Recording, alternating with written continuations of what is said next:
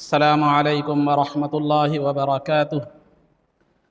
الحمد للہ رب العالمین والصلاة والسلام علی سید الانبیاء والمرسلین وعلی آلہ واصحابہ اجمعین ومن تبعہم بإحسان الی یوم الدین، اما بعد۔ قال اللہ تبارک وتعالی فی القرآن المجید والفرقان الحمید: اعوذ باللہ من الشیطان الرجیم، بسم اللہ الرحمن الرحیم، واعتصموا بحبل اللہ جمیعا ولا تفرقوا، صدق اللہ العظیم۔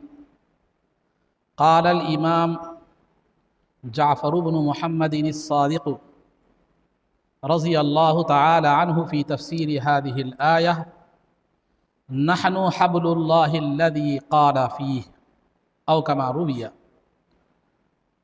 قال اللہ تبارک وتعالی فی شأن حبیبہ صلی اللہ علیہ وسلم: ان اللہ وملائکتہ یصلون علی النبی یا ایہا الذین آمنوا صلوا علیہ وسلموا تسلیما۔ اللہم صلی وسلم وزد وبارک علی حبیبک سیدنا ونبینا ومولانا محمد وعلی آلہ واصحابہ اجمعین۔ عزیزان محترم، چونکہ 15 رجب المرجب سیدنا امام جعفر صادق رضی اللہ تعالی عنہ کا یوم وصال، اس دنیا سے پردہ فرمانے کا دن تھا، اسی مناسبت سے بہتر و مناسب یہ سمجھا گیا کہ آج حضرت کی زندگی کے کچھ مختصر سے حالات اور پھر حضرت کی تعلیمات اور ارشادات کے حوالے سے کچھ باتیں آپ حضرات کے سامنے بیان کی جائیں۔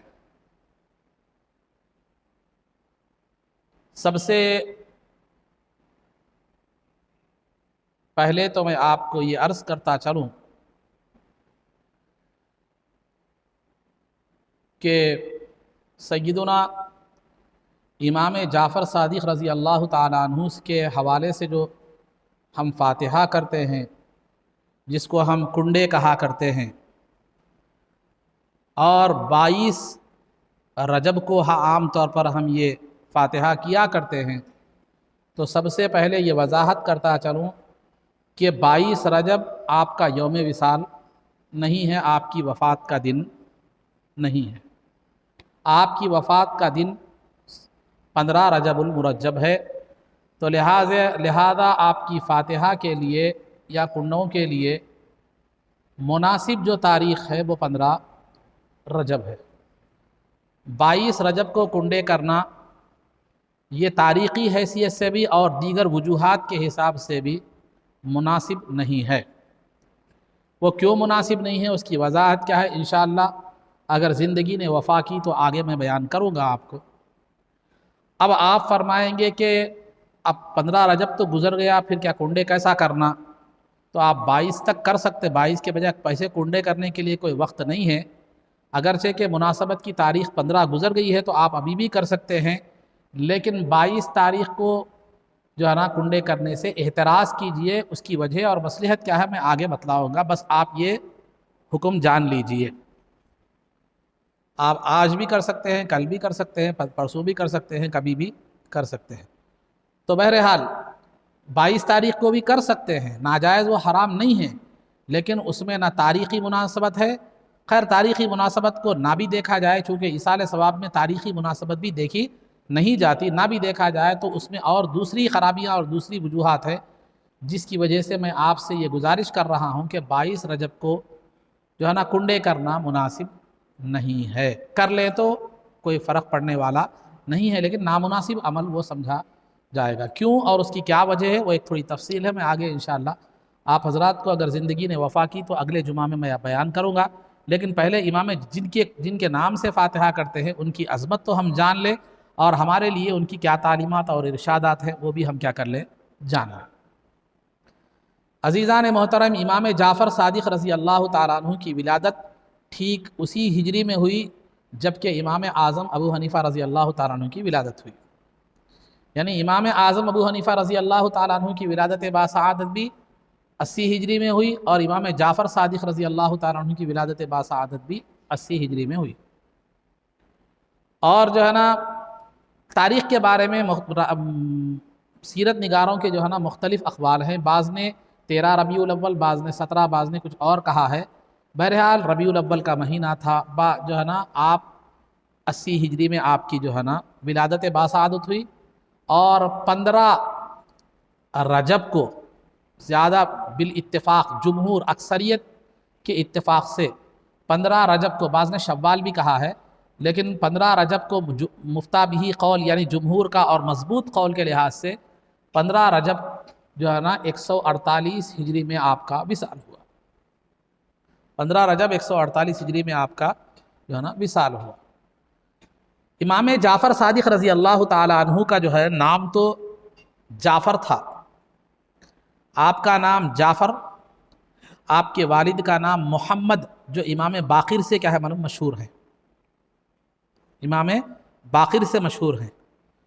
آپ کا نام جعفر، آپ کے والد کا نام جو ہے محمد، اور آپ کے دادا کا نام علی، آپ کے پردادا کا نام حسین یعنی شہید کربلا امام حسین رضی اللہ تعالیٰ آپ کے پردادا کا نام ہے.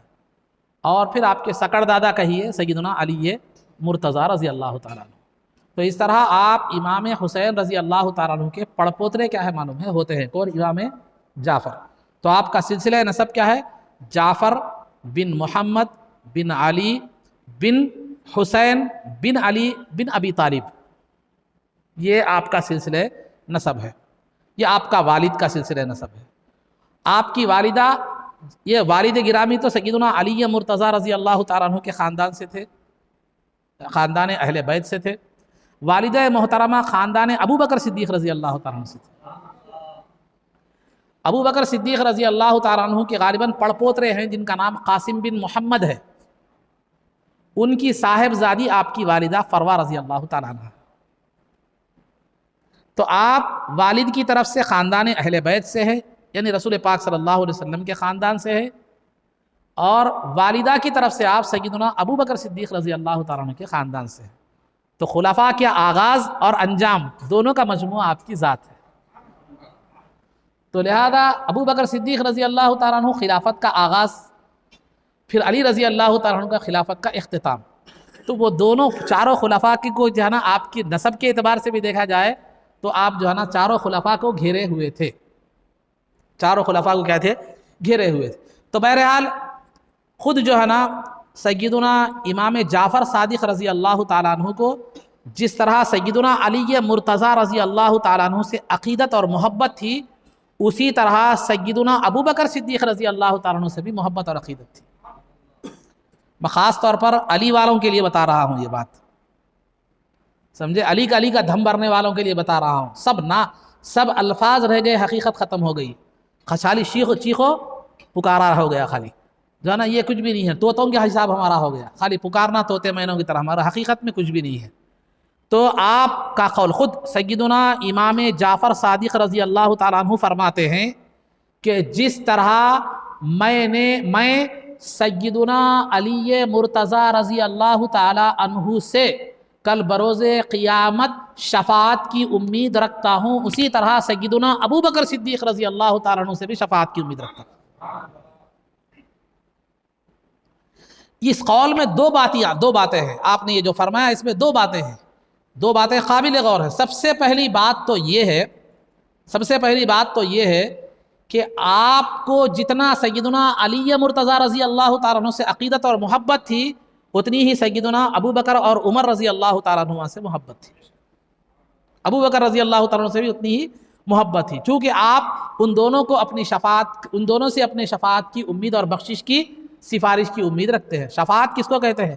حشر میں بخشش کی سفارش کرنا، یہ شفاعت. سرکار گناہگاروں کی بخشش کے لیے اللہ کی بارگاہ میں دعا کریں گے، وہ شفاعت ہے. بخشش کی سفارش کرنا، بخشش کی دعا کرنا گناہگاروں کی، یہ شفاعت ہے. تو آپ جتنی امید سیدنا علی مرتضیٰ رضی اللہ تعالیٰ عنہ سے بخشش کی شفاعت کی امید رکھتے تھے، اتنی ہی امید جو ہے نا سیدنا ابو بکر صدیق رضی اللہ تعالیٰ عنہ سے بھی رکھا کرتے تھے۔ تو ایک بات تو یہ معلوم ہو گئی کہ آپ عقیدت و محبت کا، آپ کی عقیدت و محبت کا مرکز دو ہستیاں تھیں، سیدنا ابو بکر صدیق اور سیدنا جو ہے نا علی مرتضیٰ رضی اللہ عنہ۔ اس کا مطلب یہ نہیں ہے کہ عمر اور عثمان رضی اللہ تعالیٰ عنہما آپ کی آپ عقیدت مند نہیں تھے، یہ مطلب نہیں ہے۔ یہ جو ہے نا یہ حق سے فرمایا کرتے تھے آپ، یعنی ان دونوں حضرات سے شفاعت کا مجھے امید بھی ہے، اور ان سے میرا شفاعت کا میں حق بھی رکھتا ہوں۔ ان دونوں پر حق اس لیے رکھتا ہوں کہ ایک تو والد کے خاندان کے بزرگ ہیں، ایک تو والدہ کے خاندان کے بزرگ، تو شفاعت کی امید بھی رکھتا ہوں، اور میں ان کے یہ جو ہے نا میری شفاعت کا حق بھی کیا ہے رکھتے ہیں۔ یہ اس حساب سے آپ نے فرمایا۔ تو لہذا دوسری چیز جو اس کے اندر آپ نے فرمائی کہ شفاعت کس کی ہوتی ہے؟ گناہگاروں کی ہوتی ہے۔ شفاعت کس کی ہوتی ہے؟ گناہگاروں کی ہوتی ہے۔ تو گناہگاروں کی شفاعت ہوتی ہے، گناہگاروں کی سفارش کی جاتی ہے کہ اے اللہ ان گناہگاروں کو بخش دے۔ تو امام جعفر صادق رضی اللہ تعالیٰ عنہ تقوی، طہارت، عبادت اور ریاضت کے امام ہونے کے باوجود بھی اپنے آپ کو گناہگار سمجھا کرتے تھے۔ مسلمانوں میں تین قسم کے لوگ ہوتے ہیں، جو گناہ کرتے ہیں پھر اپنے آپ کو پاک باز سمجھتے ہیں، گناہ بھی کرتے ہیں پھر اپنے آپ کو کیا کرتے ہیں؟ پاک باز سمجھتے ہیں۔ زبان پہ کالا کالا، دل میں کالا کالا جیسا بولتے ہیں۔ تو بہرحال اپنے آپ کو گناہگار بھی سمجھتے ہیں، گناہگار بھی نہیں سمجھتے، گناہ کرتے ہیں بہت پاک باز سمجھتے ہیں اپنے آپ کو۔ اور ایک طبقہ وہ ہوتا ہے مسلمانوں کا جو گناہ بھی کرتے ہیں اپنے آپ کو گناہگار بھی سمجھتے ہیں۔ جو گناہ کر کے اپنے آپ کو پاک باز سمجھتا ہے وہ شفاعت کی امید نہیں رکھتا، یاد رکھیے، کیونکہ وہ اپنے آپ کو پاک باز سمجھ رہا ہے۔ مثال کے طور پر میں جاہل ہوں مگر اپنے آپ کو عالم سمجھ رہا ہوں، تو کسی سے میں مسئلہ کیوں پوچھوں گا؟ میں جب اپنے آپ کو جاہل سمجھتا ہوں تو دوسرے سے مسئلہ کیا کروں گا؟ پوچھوں گا۔ تو لہذا یہ سب سے جو ہے نا محروم لوگ ہیں جو گناہ بھی کرتے ہیں پھر اپنے آپ کو پاک باز بھی سمجھتے ہیں، بڑا جو ہے نا پاکیزہ شخص سمجھتے ہیں، بااخلاق سمجھتے ہیں، بڑا نیک سمجھتے ہیں۔ یہ سب سے زیادہ محروم لوگ ہیں یہ۔ اور دوسرے درجے میں بہتر ہیں یہ لوگ جو گناہ بھی کرتے ہیں، انہیں گناہگار ہونے کا احساس بھی ہے، تو یہ لوگ شفاعت کی امید رکھتے ہیں، بخشش کا سہارا اللہ کی بارگاہ میں ڈھونڈتے ہیں۔ ایسے لوگوں کو اللہ اپنی ان کی عقیدے کے مطابق، ان کے ظن کے مطابق، ان کے خیال کے مطابق سہارے بھی عطا فرما دیتا ہے، نیا پار ہو جاتی ہے۔ ہم کم از کم اس میں تو بننا چاہیے۔ دوسرے اللہ کے نیک بندے وہ ہوتے ہیں جو گناہ بھی نہ کرتے ہیں لیکن اپنے آپ کو گناہگار سمجھتے ہیں، یہ اعلیٰ مقام ہے۔ ویسے لوگوں کی ہمیں غلامی بھی نصیب ہو جائے، محبت عقیدت بھی نصیب ہو جائے تو بہت بڑی بات ہے۔ تو امام جعفر صادق رضی اللہ تعالیٰ کی ذات گرامی ان اللہ والوں میں سے تھی جو گناہ نہ کیے لیکن پھر بھی اپنے آپ کو گناہگار سمجھتے تھے اور شفاعت کے امیدوار تھے۔ یہ ان کی تواضع، عاجزی اور انکساری تھی۔ یہ صرف یہ جو ہے نا آپ کا عمل بھی یہ تھا، اور آپ یہ بھی فرمایا کرتے تھے، آپ سرکار امام جعفر صادق رضی اللہ تعالیٰ عنہ کا عبادت کے بارے میں یہ قول بھی ہے کہ دیکھو تمہاری عبادت کی تکمیل، تمہاری عبادت جو مکمل ہوتی ہے تین چیزوں سے ہوتی ہے۔ تمہاری عبادت جو ہے نا مکمل ہوتی ہے تین چیزوں سے۔ وہ کیا ہیں تین چیزیں؟ سب سے پہلی چیز یہ ہے کہ نیکی میں سب سے پہلے پہل کیا کرو۔ جب نیکی سامنے آ جائے تو پہلے اس کو کیا کرو؟ اپنایا کرو۔ کوتاہی کرو گے تو وقت نکل جائے گا، وقت ختم ہو جائے گا۔ تھوڑی وضاحت کے لیے میں اپنے الفاظ بھی بول رہا ہوں۔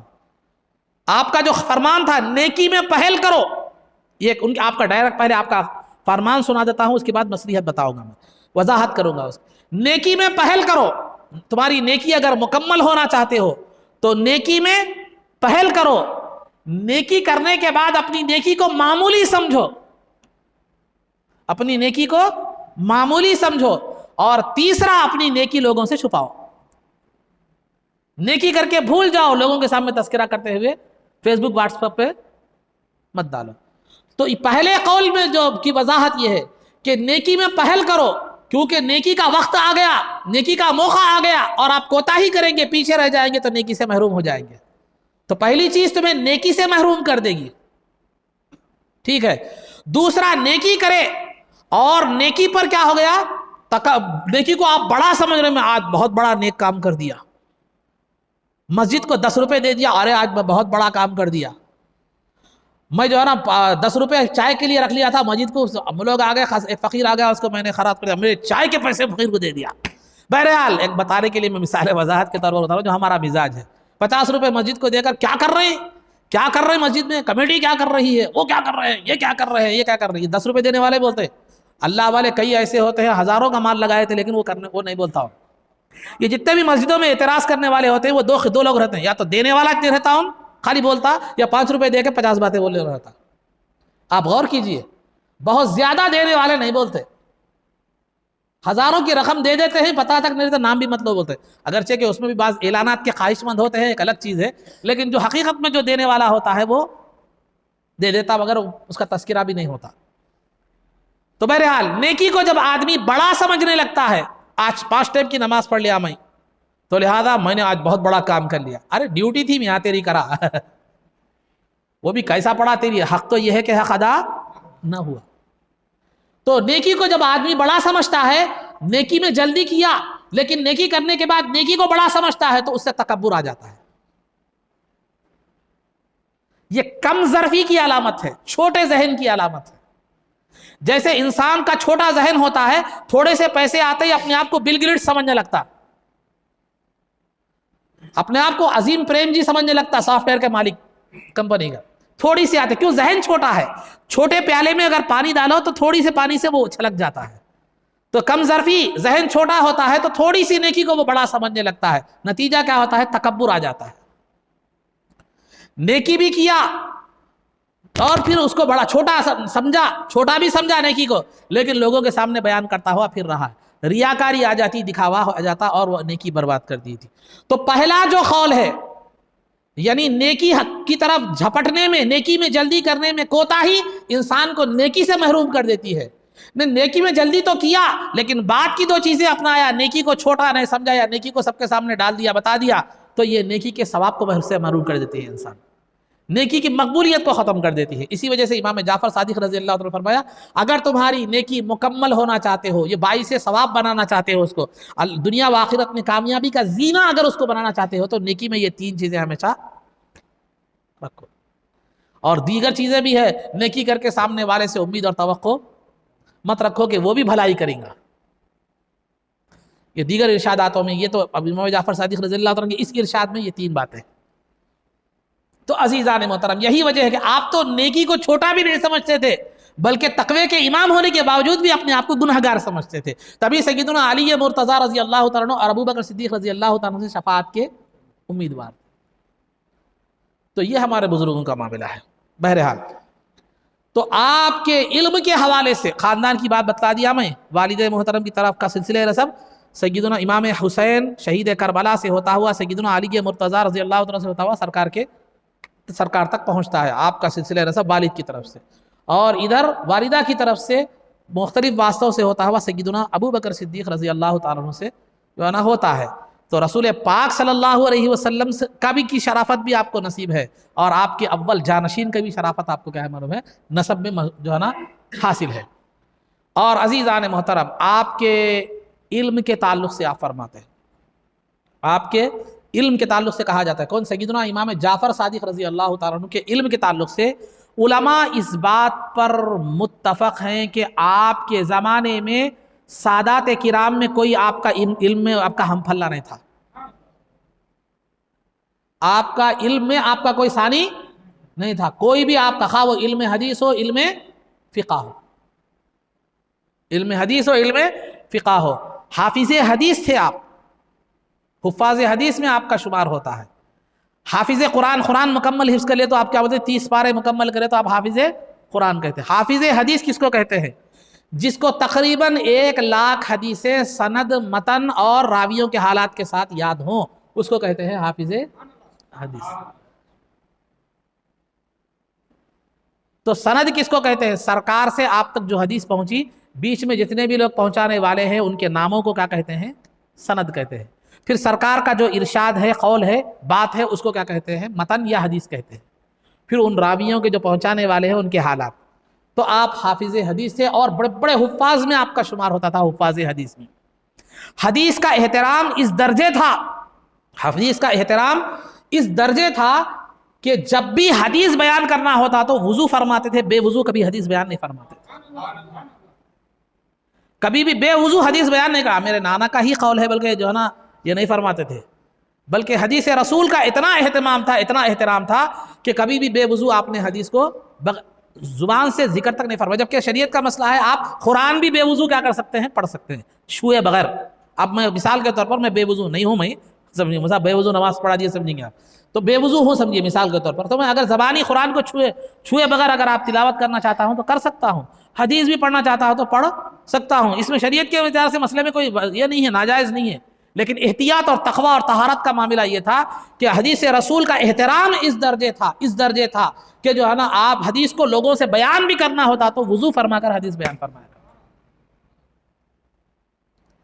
اور دین کی سمجھ اور دین کی فقہ کا عالم یہ تھا کہ سید الفقہا امام اعظم ابو حنیفہ رضی اللہ تعالی عنہ، امام اعظم ابو حنیفہ رضی اللہ تعالی عنہ جو ہے، جن کو فقہ کا امام مانا جاتا تھا، محدثین بھی آپ کو فقہ کا امام مانتے تھے، فقہا بھی آپ کو فقہ کا امام مانتے تھے، وہ امام اعظم ابو حنیفہ رضی اللہ تعالی عنہ فرماتے ہیں کہ میں نے امام ابو جعفر صادق رضی اللہ تعالی عنہ جیسا کوئی فقیہ اور قرآن و حدیث کی سمجھ رکھنے والا نہیں دیکھا۔ اگر میں اور آپ جن کو ولایت کے مرتبے سے کا علم نہیں ہے، کچھ بھی نہیں معلوم، کیا بھی نہیں معلوم، کسی کو ولی بول دے تو ہمارا قول اتنا معتبر نہیں ہے۔ کوئی ولی کسی کو ولی بول دے تو وہ معتبر ہے، کیونکہ ہم ہر دیوانے کو ہم مجذوب بول دیتے، ہرا جبہ ہرا شملہ پہن کے آ گیا تو اس کو کیا کر دیتے، ولی بول دیتے۔ کچھ بھی خلاف عادت چیز اس کے پاس سے دیکھ لیے تو کیا کرتے معلوم، اس کو ولی بول دیتے۔ بلکہ میں انتہا تو بولو، محبوب نگر میں بعض مریدہ خوش عقیدگی میں ایسے بھی بول دیے کہ ہمارے مرشد جو ہے نا مردے کو بھی زندہ کرتے ہوئے، جبکہ مرشد شریعت کے اعتبار سے دیکھا جائے تو مومن کہنا بھی ان کے لیے ذرا غور و فکر کی بات ہے، ولی تو دور کی بات ہے۔ تو یہ میں اور آپ کی بات نہیں ہے، آئے بائے شائع کی بات نہیں ہے۔ سید الفقہا امام اعظم ابو حنیفہ رضی اللہ تعالیٰ عنہ فرماتے ہیں کہ میں نے امام ابو جعفر صادق رضی اللہ تعالیٰ عنہ جیسا فقیہ میں نے اپنی نگاہ میں میں نے نہیں دیکھا۔ دین میں قرآن و حدیث میں وہ سمجھ حاصل تھی کہ سید الفقہا خود کہہ رہے ہیں کہ جو ہے نا وہ ان کے جیسا فقیہ میں نے نہیں دیکھا، اور خود امام اعظم ان کے شاگرد ہے۔ سفیان ثوری حدیث کے امام، سفیان بن عیینہ محدثین کے امام، اور امام مالک فقہا کے امام، اور امام اعظم سید الفقہا، یہ سب شاگرد ہیں امام جعفر صادق رضی اللہ تعالیٰ۔ اب آج کل یوٹیوب پہ بعض کمپاؤنڈر بولتے ہیں کہ یہ جو ہے نا اسٹوڈنٹ نہیں ہے، امام اعظم ابو حنیفہ اسٹوڈنٹ نہیں ہے کس کے، امام جعفر صادق کے بولتے ہیں بعض کمپاؤنڈر وہ سمجھ رہے جو ڈاکٹر سے سن کے گولیاں لکھتا، میں ان کو کمپاؤنڈر بولتا ہوں۔ عالم جو تحقیق کرتا ہے، جو ہر پورا تھرو ہوتا ہے علم پر، ہر طرح کی حدیث پر نظر رکھتا ہے، ادھر بھی ادھر بھی پوری نظر رکھ کے جو فیصلہ کرتا ہے، وہ محقق اور عالم ہے۔ جو سنی سنائی باتیں، چار باتیں چنو نے تھوڑا دیا، منو نے تھوڑا دیا، میرا پیٹ بھر گیا جو ہمارے پاس کہتے ہیں، ایسی جو بات کرتا ہے میرے نزدیک وہ علمی میدان میں کمپاؤنڈر بولتا ہوں میں اس کو۔ تو بعض کمپاؤنڈر کہتے ہیں جو یہودی نما مسلمان ہے، وہ کہتے ہیں کہ آپ کا اس سے ثبوت ہی نہیں ہے، جبکہ حدیث ہندوستان میں حدیث جس خاندان سے آئی، ہندوستان میں حدیث کا تعارف، سرکار کی حدیث کا تعارف جس خاندان سے ہوا، اس خاندان کی بزرگ شخصیت شاہ عبدالعزیز محدث دہلوی رحمۃ اللہ تعالی علیہ اپنی کتاب تحفہ اثنا عشریہ میں فرماتے ہیں کہ جو ہے نا امام اعظم کا قول ہے کہ لولا السنتان لہلک النعمان، اگر امام جعفر صادق کی شاگردی کے 2 سال اگر امام اعظم کو نصیب نہ ہوتے تو امام اعظم ہلاک ہو جاتا تھا۔ یہ خود امام اعظم فرماتے ہیں۔ یہ ذکر کرنے والے کون ہیں؟ کمپاؤنڈر نہیں ہے، پروفیسر ہے جو ڈاکٹروں کو بھی پڑھایا کرتے ہیں۔ حدیث ہندوستان میں حدیث کا تعارف ان کے خاندان سے ہوا۔ شیخ عبدالحدیث محدث رحمۃ اللہ علیہ، ولی اللہ محدث رحمۃ اللہ، عبدالحق محدث رحمۃ اللہ علیہ، آج دہلی میں آرام فرما رہے ہیں بزرگ۔ تو بہرحال عزیزان محترم، وہ فرماتے ہیں کہ امام اعظم خود فرماتے ہیں کہ 2 سال اگر شاگردی امام جعفر صادق کی مجھے نصیب نہیں ہوتی تو میں ہلاک ہو جاتا تھا۔ یعنی علم کے معاملے میں صحیح رائے قائم کرنا، صحیح فیصلہ کرنا اور صحیح رہنمائی کرنے کے میں قابل نہیں رہتا۔ یہ امام اعظم فرماتے۔ اور امام اعظم کی اپنے استاد سے عقیدت و محبت کا حال یہ تھا کہ جب بھی امام جعفر صادق رضی اللہ تعالیٰ عنہ کی محفل میں جاتے تو کہتے جعلت فداک، مجھے آپ، میری جان آپ پر قربان، میری جان آپ پر قربان، یہ فرمایا کرتے. تو جن کے شاگرد سفیان ثوری ہو، جن کے شاگرد سفیان بن عیینہ ہو، جن کے شاگرد امام مالک اور امام اعظم ابو حنیفہ رضی اللہ تعالیٰ عنہ، اس سے اندازہ لگایا جا سکتا ہے کہ استاذ کا عالم کیا ہوگا، کیونکہ شاگردوں سے استاذ کا بھی اندازہ لگایا جا سکتا. تو امام جعفر صادق رضی اللہ تعالیٰ عنہ کی علم اور دین کی سمجھ کا معاملہ یہ تھا، عبادت اور ریاضت کا معاملہ، تقوی اور طہارت کا معاملہ یہ تھا کہ زندگی کے اکثر اوقات عبادت میں گزرتے تھے. امام مالک رحمۃ اللہ تعالیٰ علیہ فرماتے ہیں کہ میرا شاگرد تھے، اکثر میرے استاد امام جعفر صادق کے پاس جانا آنا ہوتا تھا. تو میں جب بھی امام جعفر صادق رضی اللہ تعالیٰ کے پاس جاتا، کبھی آپ کو نماز پڑھتا ہوا دیکھتا، کبھی قرآن کی تلاوت کرتا ہوا دیکھتا، کبھی ذکر و اذکار کرتا ہوا دیکھتا. بتلائیے کیا عبادت اور ریاضت کا معاملہ تھا. اور امام جعفر صادق رضی اللہ تعالیٰ عنہ کی یہ عبادت کا معاملہ تھا اور علم کا معاملہ تھا اور تفقہ اور احترام حدیث کا جو ہے نا معاملہ تھا. اب آئیے آپ کی سادگی کا معاملہ کیا ہے. آپ ہمیشہ 2 لباس پہنا کرتے تھے. آپ ہمیشہ 2 لباس، ایک لباس اندر، ایک لباس باہر. اندر کا لباس بالکل معمولی سادہ سیدھا، بالکل ایک فقیروں والا لباس ہوا کرتا تھا. باہر کا لباس بڑا زرق برق عمدہ اور جو ہے نا اچھا ہوا کرتا تھا. تو ایک مرتبہ آپ کے شاگرد سفیان ثوری نے پوچھ لیا، حضرت بڑے اچھا آپ اچھا لباس پہنے ہوئے تھے. تو سفیان ثوری نے پوچھ لیا شاگرد نے کہ حضرت کیا یہ جو آپ نے آج زرق برق عمدہ لباس جو پہنا ہے، یہ لباس جو ہے نا آپ کے بزرگوں کا طریقہ تو نہیں تھا کہ وہ ایسے لباس پہنا کرتے تھے، ایسے عمدہ لباس آپ کے بزرگ نہیں پہنا کرتے تھے. یہ جیسا عمدہ لباس آپ نے پہنا ہے تو آپ نے وہ لباس ہٹا کر اپنا اندر کا جو سادہ لباس تھا وہ بتا کر فرمایا کہ یہ باہر کا جو لباس ہے یہ تم لوگوں کے لیے ہے، اندر کا لباس جو اس اللہ والے لیے، اللہ کے لیے جو لباس پہنا ہے اس کو میں نے چھپا دیا ہے اس لباس سے جو تمہارے لیے پہنا ہے. تو لہذا اصل لباس جو تھا وہ سادگی والا لباس تھا. لیکن دنیا میں جو ہے نا آپ رہا کرتے تھے تو دنیا کے لحاظ سے آپ کیا ہے اچھا لباس بھی پہنا کرتے تھے. اور شریعت میں بھی شرعی لباس اچھے سے اچھا پہننے میں کوئی حرج کی بات نہیں. تو ظاہر میں تو زرق برق لباس پہنتے تھے، لیکن زندگی میں جو ہے نا اصل میں جو تھا وہ لباس کی سادگی تھی. ہے آج کوئی امام جعفر صادق رضی اللہ تعالیٰ عنہ کا نعرہ لگانے والا ایسا زرق سے، ارے ہمارا تو طریقہ ہی لوگوں کو جو ہے نا کھینچنے کا لباس بن گیا، ظاہری وضع و خطا بن گئی. اندر کچھ بھی نہیں ہے، اوپر ظاہری وضع و خطا بنا کر ہم نے لوگوں کو دیوانہ بنا دیا. اور لوگ بھی ایسے ہے جیسا جتنا دکھے اتنا کیا کرتے والوں حضرت بلکہ گر جاتے. وَلِبَاسُ التَّقْوَى ذَلِكَ خَيْرٌ. تقوی کا لباس اہم ترین لباس. لباس کو مت دیکھو، لباس والے کو دیکھو. امام جعفر صادق نے فرمایا وہ لباس دنیا داروں کے لیے میں نے پہنا ہے. تو زرق برق لباس کو دیکھ کر گرنا یہ دنیا والوں کا کام ہے. لیکن جو حقیقت میں جو لوگ ہوتے ہیں دیندار، جو اللہ والے ہوتے ہیں، وہ اندر کا لباس پہنتے بھی ہیں، اندر کے لباس کو دیکھتے بھی ہیں. یہ لباس کی سادگی کا معاملہ تھا. اور اللہ کی راہ میں خرچ کرنے کا معاملہ کیا تھا؟ اللہ کی راہ میں خرچ کرنے کا معاملہ. اور آپ تاریخ اٹھا کر دیکھیے، سیدنا علی مرتضیٰ رضی اللہ تعالیٰ عنہ سے لے کر جتنے بھی سادات گزرے ہیں، خواہ وہ امام حسین ہو، امام حسن ہو، یا جو ہے نا امام باقر ہو، یا امام علی بن حسن ہو، یہ جتنے بھی سادات جو گزرے ہیں وہ کبھی بھی جو ہے نا لینے والے نہیں ہوئے، دینے والے ہوئے. غوث پاک ہوں، غریب نواز ہوں، بندہ نواز ہوں، جتنے بھی سادات ہیں، سادات کی خصوصیت اللہ نے سادات میں یہ خصوصیت فطرت میں رکھی ہے کہ ان کا ہاتھ دینے والا ہوتا ہے، لینے والا. جو ہاتھ جو لینے والا ہوتا ہے اور اپنے آپ کو سادات کہتا ہے تو وہ سادات کے مزاج سے ہٹ گیا. سادات مانگتا نہیں، دیتا ہے. خود کے پاس ہو تو دیتا ہے، نہ ہو تو لوگ بھی اگر تحفے و تحائف دیتے ہیں سادات کو تو وہ اپنے پاس نہیں رکھتے، لوگوں کو دے دیا کرتے ہیں۔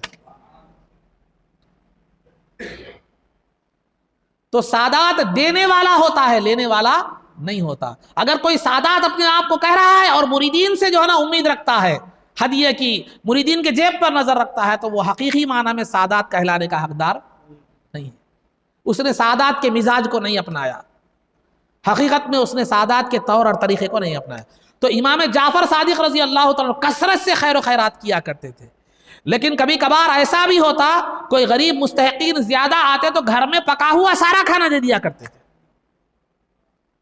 گھر میں پکا ہوا سارا کھانا دے دیا کرتے تھے۔ جیسا علی رضی اللہ تعالیٰ عنہ نے رات بھر جو ہے نا مزدوری کر کے جو لائی تھی، جو کے 3 حصے کیے تھے، ایک حصے کو پیس کر آٹا پیس کر جب جو ہے نا آش یا امبل یا جو ہے ہریرا بنایا گیا تو ایک مسکین آ کر جو ہے صدا دی تو وہ دے دیے، یتیم آ کے صدا دیا تو دوسرا حصہ پکایا، وہ یتیم آ کر صدا دیا تو اس کو دے دیے، تیسرا حصہ پکایا تو پھر جو ہے نا قیدی آ کر دیا تو اس کو بھی دے دیے، خود کھانا نہیں کھایا۔ یہ سادات کرام کا طریقہ کار ہوتا ہے۔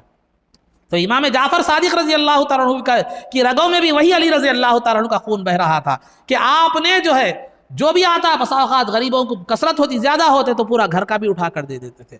آج اگر ہم گھر کا کھانا خیرات کر دیں تو میڈم کیا بولتے ہیں، کیا جی ہمارے واسطے پکائے تو دوسروں کو دے رہے، ہمارے کو بک کر کے دوسروں کو دے رہے، لیکن اس وقت میڈم بھی ویسے نہیں تھے، وہ بھی اللہ والیاں تھی، وہ بھی اسی طرح کا مزاج رکھنے والی تھی، اور بچے بھی ویسے ہی تھے۔ تو الغرض عزیزان محترم، تو خلاصہ گفتگو اللہ کی راہ میں خرچ کرنے کا یہ معاملہ، بہت سے معاملات ہیں، بہت سی مثالیں ہیں، میں آپ کے سامنے بتا رہا ہوں کچھ باتیں۔ اخلاق کی بات سنیے، اخلاق کریمہ، آپ کے اخلاق کریمہ کے تعلق سے عمرو بن مقدام فرماتے ہیں، ایک بہت بڑے بزرگ ہیں، کہ میں جب بھی امام جعفر صادق رضی اللہ تعالیٰ عنہ کے اخلاق کو دیکھتا تو میں یہ سمجھ جاتا کہ یہ اسی کے اخلاق ہو سکتے ہیں جو آل رسول کا ہوں۔ آپ کے اخلاق کو دیکھ کر میں آپ کے نسب کو جان جاتا تھا کہ آپ آل رسول ہیں۔ تو اخلاق سے اپنے کردار سے آل رسول ہونے کو بتلاؤ، گفتار سے نہیں، گفتگو سے اولاد علی، اولاد غوث اعظم، شہزادہ غوث اعظم یہ کہنا بڑی بات نہیں ہے۔ آپ کردار ایسا پیش کرو کہ کہنے والا یہ کہے واقعی یہ سادات ہے، واقعی یہ اہل بیت کا فرد ہے، واقعی یہ صاحب مزار کا جانشین ہے۔ یہ سب نہیں ہے، ختم ہو گیا یہ۔ اس وجہ سے کیا ہو گیا، کردار جہاں ختم ہو جاتا ہے، جہاں عملی نمونہ ختم ہو جاتا ہے، وہاں ایڈورٹائزمنٹ زیادہ ہو جاتا ہے۔ جو برانڈڈ آئٹم ہوتا ہے اس کو ایڈورٹائزمنٹ کی ضرورت نہیں ہوتی۔ دنیا کی مثال بتا رہا ہوں، جو برانڈڈ آئٹم ہوتا ہے اس کو ایڈورٹائزمنٹ کی ضرورت نہیں ہوتی، جو چائنا پیس ہوتا ہے اس کو ایڈورٹائزمنٹ کی ضرورت ہوتی ہے۔ تو جس کی گفتار، جس کا کردار، جس کی اخلاق اہل بیت کے ہو، جس کی جو ہے نا کردار سے اہل بیت کی خوشبو آتی ہو، دنیا کو بتانے کی ضرورت نہیں ہے کہ یہ غریب نواز ہے، یہ بندہ نواز ہے، یہ غوث اعظم ہے۔ وہ نہیں بتاتے، دنیا کہتی ہے کہ غوث اعظم ہے، دنیا کہتی ہے کہ غریب نواز ہے، دنیا کہتی ہے کہ بندہ نواز ہے۔ بتانے کی ضرورت نہیں کہ میں بندہ نواز ہوں، میں غریب نواز ہوں۔ یہ سب لقب کس نے دیے؟ دنیا نے دیے ہیں۔ غوث پاک کو غوث پاک کا لقب مخلوق نے دیا ہے، غریب نواز کو غریب نواز کا لقب دنیا والوں نے دیا ہے، بندہ نواز کو بندہ نواز مخلوق خدا نے دیا ہے۔ ایسے نہیں ملا لقب، وہ اپنے آپ کو کبھی القابات سے انہوں نے پکارا ہی نہیں، بلکہ انہوں نے کردار اور اخلاق ایسے پیش کیے کہ ان کے سادات ہونے کے لیے نہ ان کو لباس کے سہارے کی ضرورت تھی، نہ اپنے فضائل بیان کرنے کی ضرورت تھی، نہ اپنے سادات ہونے کا تذکرہ کرنے کی ضرورت تھی۔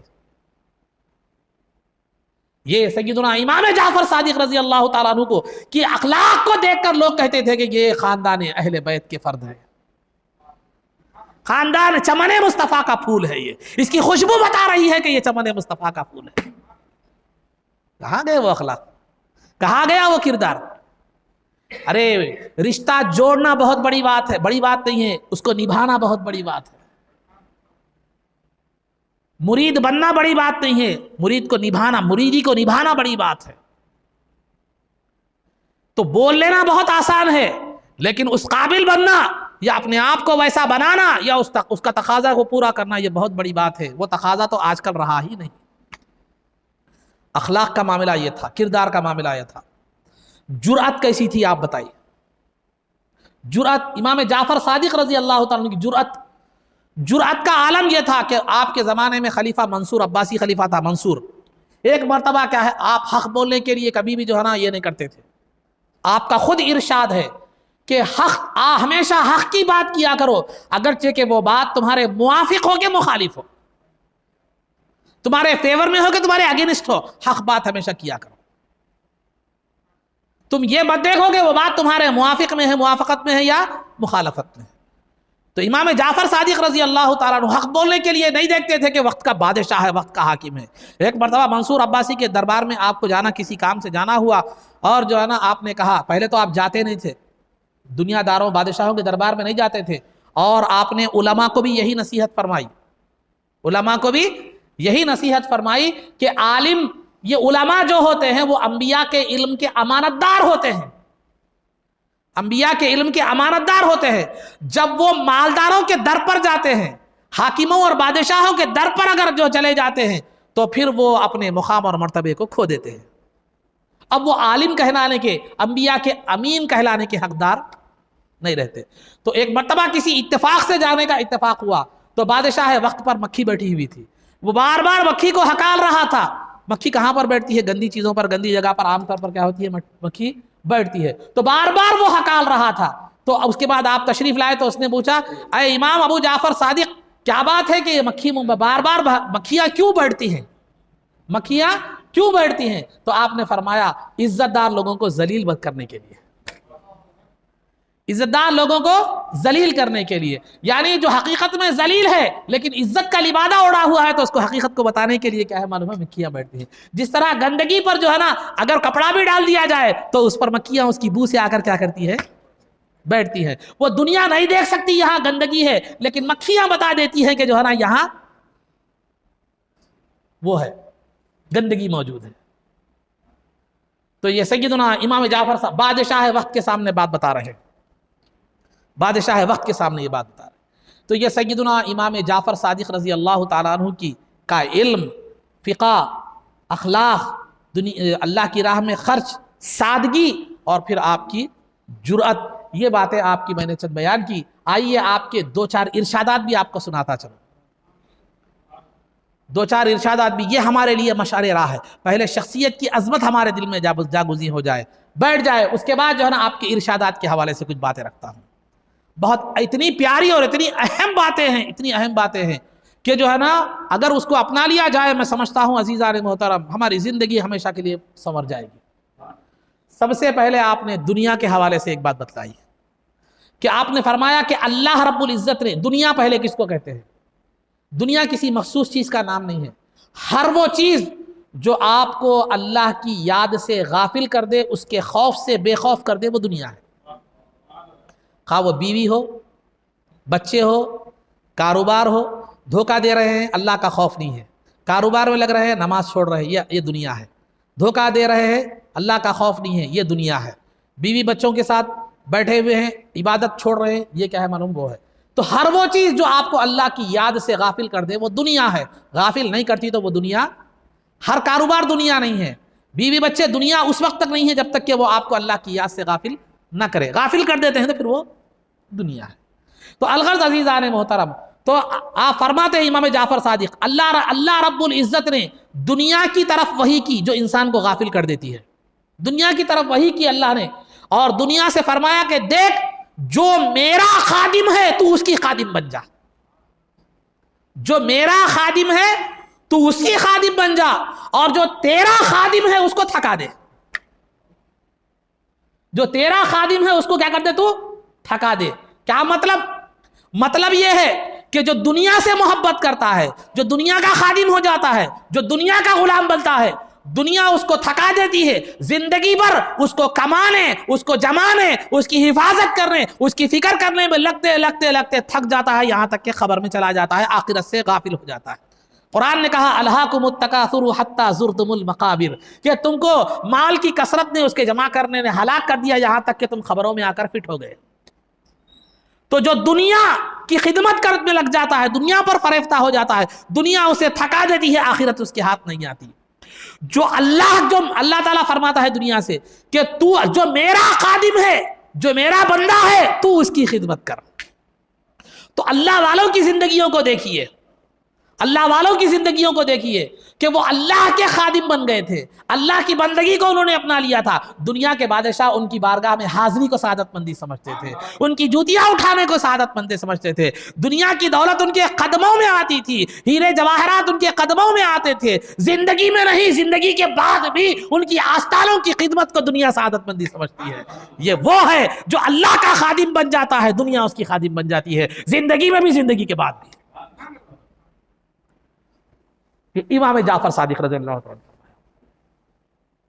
اور امام جعفر صادق رضی اللہ عنہ فرمایا کہ جو آدمی بااخلاق ہوتا ہے اس کی 4 علامتیں ہوتی ہیں۔ جو آدمی بااخلاق ہوتا ہے اس کی 4 علامتیں ہوتی ہیں۔ کیا ہے وہ 4 علامتیں؟ ایسے بہت سی علامتیں ہیں، لیکن حضرت نے جو بنیادی طور پر بتایا اس کی 4 علامتیں ہوتی ہیں۔ کبھی وہ اپنے والد کی تعظیم کرنے نہیں شرماتا، خواہ گھر کے اندر ہو، گھر کے باہر ہو، محفل میں ہو، جو ہے نا کہیں بھی ہو، والد کی تعظیم کرنے نہیں شرماتا۔ دوسرا، استاذ کی خدمت میں نہیں شرماتا، اس کی جوتیاں اٹھانے سے نہیں شرماتا، خواہ وہ مدرسے میں ہو یا جلسے میں ہو یا کہیں پر بھی ہو۔ یہ 2 چیزیں ہو گئی۔ تیسرا جو ہے نا، ایک تو والد کی تعظیم، دوسرا استاذ کی تعظیم، تیسرا مہمان کی خدمت کرنے نہیں شرماتا، اگرچہ کہ اس کے گھوڑے کی خدمت ہی کیوں نہ ہو، اس کی گاڑی کی صفائی ہی کیوں نہ ہو آج کے زمانے کے حساب سے، مہمان کی خدمت کرنے سے نہیں شرماتا۔ 3 چیزیں۔ اور چوتھی چیز جو ہے نا یہ کہ اگر وہ بیٹھا ہوا ہے، کوئی بڑا آ جائے، کوئی ضرورت مند آ جائے، تو وہ اپنے مقام سے اٹھنے میں وہ کیا کرتا ہے، کبھی شرم محسوس نہیں کرتا۔ یہ اخلاق بااخلاق آدمی کی 4 علامتیں ہیں۔ یہ سب چیزیں میں آپ کو اس لیے بتا رہا ہوں کہ مجھے اور آپ کو ان چیزوں پر غور کرنا ہے۔ میں اس سے بری نہیں ہوں، میں ہمیشہ آپ سے کہتا ہوں کہ میں جو بول رہا ہوں تو اس کا مطلب یہ نہیں ہے کہ مجھے اس کی ضرورت نہیں ہے، صرف آپ کو ضرورت ہے، نہیں، بلکہ مجھے بھی اس کی ضرورت ہے۔ میں آپ کو سنا اس لیے رہا ہوں کہ میری جو باتیں ہیں آپ تک پہنچائیں، اور ہم دونوں مل کر ان بزرگوں کی زندگیوں کو اپنانے کی کوشش کریں۔ یہ بااخلاق آدمی کی علامتیں آپ نے بیان فرمائی۔ اخلاق کی علامت، پھر عبادت کے حوالے سے تو میں نے آپ کے سامنے جو ہے نا بات رکھ دی، عبادت کے حوالے سے۔ اور ایک جو بہترین بات آپ نے فرمائی، 2-3 باتیں، آج ہمارے اندر وہ خرابی بدرجہ اتم موجود ہے۔ آپ نے فرمایا جو اللہ کے دی ہوئی نعمت پر قناعت کرتا ہے، اسی پر اکتفا کرتا ہے، اللہ نے اسے جو دولت دی، جو علم دیا، جو مال دیا، جو بھی کرتا ہے، وہ جو اللہ کے دی ہوئی نعمتوں پر جو آدمی قناعت کرتا ہے، اکتفا کرتا ہے، اسی پر شکر گزار رہتا ہے، اللہ اس کو مخلوق سے بے نیاز کر دیتا ہے۔ کیونکہ نہ وہ جو دولت اللہ نے دی ہے اسی پر اکتفا کرتا ہے، جو صحت دی ہے اسی پر اکتفا کرتا ہے، تو وہ کیا ہے معلوم، اللہ مخلوق اب ان دولت، اس کو جتنی دولت دیا اسی پہ اکتفا کرا تو دوسروں کو مانگنے کیوں جائیں گا؟ تو اللہ اس کو مخلوق کا محتاج نہیں بناتا، مخلوق سے بے نیاز کرتا۔ جو دوسروں کے مال پر، دوسروں کی نعمتوں پر نظر رکھتا ہے، اللہ اس کو زندگی بھر بھی فقیر رکھتا ہے، اور وہ مرتا بھی ہے تو فقیر مرتا ہے۔ کبھی دولت کو دیکھا، دوسروں کی دولت کو دیکھا، اس سے ناشکری کے جذبات بھی پیدا ہوتے ہیں۔ دولت کو دیکھا تو ویسے حاصل کرنے کے لیے حرام حلال دوسروں کو مانگتے پھرنا، یہ کرتے پھرنا، وہ کرتے پھرنا، یہ کرتے پھرنا۔ تو بہرحال یہ کیا ہے، زندگی بھر اللہ اس کو فقیر اور محتاج بناتا ہے، مرتا بھی فقیر بن کر ہی ہے۔ یہ آپ کا ارشاد ہے۔ اور دوسرا ارشاد جو حضرت جو ہے نا امام جعفر صادق رضی اللہ تعالیٰ نے فرمایا کہ دیکھو، اپنے جو بندہ اپنے مسلمان بھائیوں کے عیوب کو چھپاتا ہے، اللہ تعالیٰ اس کے گھر کے حالات کو لوگوں کے سامنے سے چھپا دیتا ہے۔ اللہ تعالیٰ اپنے لوگوں کے حالات کو اس کے گھر کے سامنے آنے سے کیا کرتا ہے، اس کے گھر کے حالات کو، اس کے گھر کے عیوب کو لوگوں کے سامنے آنے سے کیا کر دیتا ہے، چھپا دیتا ہے۔ اور حدیث شریف میں بھی ہے کہ جو مسلمان کسی مسلمان بندے کو کے عیوب کو تلاش کرنے کے پیچھے لگ جاتا ہے تو اللہ اس کے عیوب کو تلاش کرنے کے پیچھے لگ جاتا ہے۔ اگر وہ غار میں بھی یا تہ خانے میں بھی چھپ جاتا ہے تو اللہ وہ اس کو رسوا اور ذلیل کر دیتا ہے۔ آج ہمارے پاس کتنے مسلمان نہیں ہیں، لیڈروں کے پاس جاتے ہیں، جا کر لیڈر کے پاس اپنا مقام حاصل کرنے، ایک اس کی جو ہے نا پول کھول رہا، ان اس کی پول کھول رہا، ان اس کے عیوب بیان کر رہا، ان اس کے عیوب بیان کر رہا، پھر ان کیا کر رہا معلوم، ان کیا کر رہا، اس کے عیوب بیان کر رہا، پورے کے پورے اس کے سامنے ننگے ہو گئے۔ اب ان وقت آنے پر کبھی اس کا کھینچتا، کبھی اس کا کھینچتا کبھی اس کو کھینچتا. آپ کی چیزیں کیا ہو گئی, آپ کو ہی لیے کیا ہو گئی. ہمارا حال کیسا ہو گیا, وہ کٹ پتلیوں کی طرح کہ یہ کاٹ ادھر سے یہ تاگا کھینچو, یہ کٹ پتلی ناشتی, یہ تاگا کھینچو, یہ کٹ پتلی. تو غیر جو ہے نا, غیر کے پاس جا کر ہم نے اس کی اپنے آپ کو اس کی وفاداری ثابت کرنے کے لیے یا اپنے آپ کو اس کا خیر خواہ ثابت کرنے کے لیے, اس سے تھوڑی مالی منفعت, تھوڑی سی عزت اس کے بعد حاصل کرنے کے لیے مسلمان بھائیوں کے عیوب کا بیان کرتے ہیں. لیکن تم بھی محفوظ نہیں رکھتے. اللہ دوسروں کے ذریعے سے تمہارے عیوب کو بھی اس کے سامنے بیان کرتا ہے. وہ جب تک تمہیں تمہاری ضرورت ہوتی ہے وہ تمہیں استعمال کرتا ہے, اس کے بعد پھر تمہیں جو ہے نا گرپ میں رکھتا ہے, تمہیں جو ہے نا اس میں رکھتا ہے کہ دیکھ تیری یہ عیب ہے, زیادہ بولا تو اچھال دوں گا. تو ہم نے خود دوسروں کو بھی ننگا کر دیا تو خود بھی ننگے ہو گئے. تو لہذا اگر تجھے اس کے سامنے عزت حاصل کرنا ہے, جا کر اس کے گھر کے برتن دھو, ضرورت خانے دھو, اس کی جو ہے نا جی حضوری کر, ہاتھ پیر دھو, ہاتھ پیر چوم. تیری عزت اگر وہاں مقام حاصل کرنا ہے, کسی دوسرے مسلمان کی عیب کیوں بیان کر رہا ہے؟ اور تو قابل ہی اس ہے کہ جن لوگوں کو اللہ نے باعزت بنایا تھا ان کی عزت نہیں کرا, تو پھر اللہ نے تجھے دوسروں کے حوالے کر دیا. یہ دوسروں کی کتنا ہو بھئی, آپ کو کسی کے سامنے عزت حاصل کرنا ہے اپنی صلاحیت و قابلیت سے. کسی مسلمان کے دوسرے مسلمان کی جو ہے نا کپڑے اتار کر آپ جو ہے نا اپنے اس کے کپڑے آپ پہن رہے ہیں, تو پھر دوسرا بھی آپ کے کپڑے اتار دیتا. اللہ تعالیٰ ویسے انتظامات فرماتا. یہ قانون قدرت ہے, یاد رکھیے, ہم اس کو نہیں سمجھتے.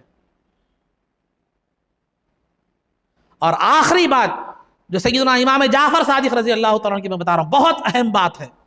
اگر کوئی آدمی آ کر کہے کہ فلاں نے آپ کے تعلق سے ایسا برا بھلا کہا ہے, فلاں نے آپ کے ساتھ تعلق سے ایسا برا بھلا کہا ہے, تو آپ 70 تعویلیں نکالو. نہیں, وہ اس وجہ وہ ایسا نہیں کہا ہوگا, ایسا کہا ہوگا, ایسا نہیں کہا ہوگا, ایسا کہا ہوگا, ایسا نہیں کہا ہوگا, ایسا کہا. اچھی 70 تعویلیں اس کی اچھی نکالنے کی کوشش کرو. 70 تعویلیں بھی اگر نہ نکل سکے اس کے تعلق سے, تو یہ کہو کہ میرا نفس ہی غلط ہے, دوسرا ان بالکل صحیح ہے. یہ موت ہم کس کے کی تعلق سے سن لیتے. میری بات بتا رہا ہوں, میرے تعلق سے ایک آدمی کیا بول دیا, اور اس کو بول دیا اور اس کو بول دیا. ہم نہ خالی سنی ہوئی باتوں پر, اب بولنے والا محبت سے بول رہا, دشمنی سے بول رہا, یا میری طرف سے اس کو چرکا لگا بول رہا, یا میری کوئی بات اس کو جو ہے نا ناگوار گزری, اس کے نفس کو ٹھیس پہنچی بول رہا, وہ دشمنی میں بول رہا, محبت میں بول رہا, نہیں معلوم, سن لیے اور اسماعیل صاحب ایسے ہے گتے, ایک رائے قائم کر لیے, دل میں نفرت پالتے لگے. انہوں ان سے سنے, انہوں ایک رائے قائم کر لیے, یا انہوں ان سے سنے ایک رائے قائم کر لیے, انہوں ان سے سنے, ایسی سنی سنائی بات ہے. اگر اس کو گھٹ پکڑ پوچھو کس کو کیسا بھی یہ کیا کیسا معلوم, نہیں انہوں بولے, اس کو پوچھے تو انہوں بولے, اس کو پوچھے تو انہوں بولے, اس کو پوچھے تو آخر میں جا کے بولا میں نے بولا بول کے ہے نا, تو ان کسی اور پہ ڈالتا. تو یہ ہمارے بدگمانی ہمارے اندر بہت عام ہے. کسی کے اندر ذرا سی بھی کوئی خلاف عادت, یہ حقیقت تک پہنچنے کی کوشش نہیں کرتے, بلکہ فوراً بدگمان ہو جاتے ہیں. کسی کے تعلق سے بری بات سنتے ہیں تو یہ توفیق ہمیں نہیں ہوتی کہ تحقیق کریں. تحقیق نہ کریں, ٹھیک ہے, وقت نہیں ہے آپ کے پاس, کم از کم بدگمانی تو نہ کریں, اس کے تعلق سے غلط رائے تو قائم نہ کریں. ہاں ٹھیک ہے بھائی, جو بھی ہے ہوگا. یہ توفیق نہیں ہے. یہ بات مسلمانوں میں بہت عام ہے, یہ عورتوں کی عادت ہے, مردوں کی عادت نہیں ہے, یاد رکھیں. کسی کے بھی تعلق سے دیکھ لیے, حقیقت نہیں جانے, سن لیے, غلط رائے قائم کر لیے, اس کو دوسروں تک پھیلاتے ہوئے, پھر یاد رکھیے اللہ کی بارگاہ میں وہ جواب دہی ہوگی, اور پھر اللہ اس کی عزت اچھالنے کے چکر میں جو ہے نا آپ کو بھی ذلیل اور بے عزت کر دے گا.